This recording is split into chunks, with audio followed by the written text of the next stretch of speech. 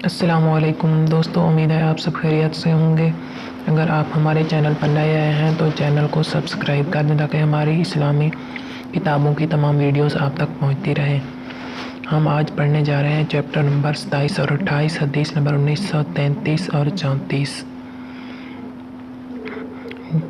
تو آئیے شروع کرتے ہیں چیپٹر نمبر 27 اور حدیث نمبر 1933۔ اگر روزہ دار بھول کر کھا پی لے تو روزہ نہیں جاتا۔ اور عطا نے کہا کہ اگر کسی روزہ دار نے ناک میں پانی ڈالا اور وہ پانی حلق کے اندر چلا گیا تو اس میں کوئی مضائقہ نہیں اگر اس کو نکال نہ سکے۔ اور امام حسن بصری نے کہا کہ اگر روزہ دار کے حلق میں مکھی چلی گئی تو اس کا روزہ نہیں جاتا۔ اور امام حسن بصری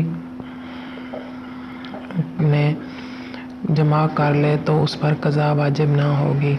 حدیث نمبر 1933۔ ہم سے عبدان نے بیان کیا کہ ہمیں یزید بن زرع نے خبر دی، ان سے شام نے بیان کیا، ان سے ابن سیرین نے بیان کیا کہ حضرت ابو ہریرہ رضی اللہ تعالیٰ عنہ نے نبی اکرم صلی اللہ علیہ وسلم سے روایت کی کہ آپ صلی اللہ علیہ وسلم نے فرمایا، جب کوئی بھول گیا اور کھا پی لیا تو روزہ پورا کرے کیونکہ اس کو اللہ نے کھلایا اور پلایا۔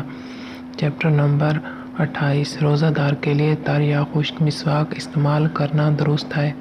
اور عامر بن ربیعہ رضی اللہ تعالیٰ عنہ سے منقول ہے کہ انہوں نے کہا، میں نے رسول اللہ صلی اللہ علیہ وسلم کو روزہ کی حالت میں بے شمار دفعہ وضو میں مسواک کرتے دیکھا۔ اور ابو ہریرہ رضی اللہ تعالیٰ عنہ نے نبی کریم صلی اللہ علیہ وسلم کی یہ حدیث بیان کی کہ اگر میری امت وضو کے ساتھ مسواک کا حکم وجوباً دے دیتا۔ اسی طرح کی حدیث جابر اور زید بن خالد رضی اللہ تعالیٰ عنہ کی بھی نبی کریم صلی اللہ علیہ وسلم سے منقول ہے۔ اس میں حضرت صلی اللہ علیہ وسلم نے روزہ دار وغیرہ کی کوئی تخصیص نہیں کی۔ عائشہ رضی اللہ تعالیٰ عنہ نے نبی کریم صلی اللہ علیہ وسلم کا یہ فرمان نقل کیا کہ مسواک منہ کو پاک رکھنے والی اور رب کی رضا کا سبب ہے۔ روزہ دار اپنا تھوک نگل سکتا ہے۔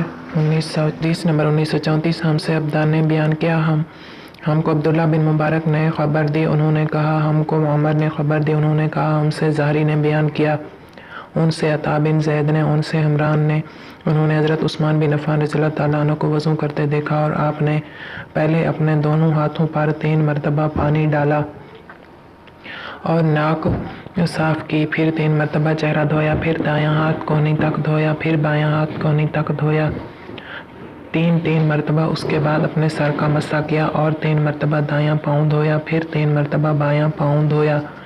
آخر میں کہا کہ جس طرح میں نے وضو کیا ہے رسول اللہ صلی اللہ علیہ وسلم کو بھی اس طرح وضو کرتے دیکھا ہے۔ پھر آپ صلی اللہ علیہ وسلم آپ نے فرمایا تھا کہ جس نے میری طرح وضو کیا اور 2 رکعت نماز وضو کی طرح پڑھی کہ اس نے دل میں کسی قسم کے خیالات اور وساوس گزرنے نہیں دیے تو اس کے اگلے تمام گناہ معاف کر دیے جائیں گے۔ ہماری آج کی ویڈیو یہاں پر ختم ہوتی ہے۔ ہم اپنی اگلی ویڈیو کے ساتھ پھر آپ کی خدمت میں حاضر ہوں گے۔ تب تک کے لیے اللہ حافظ۔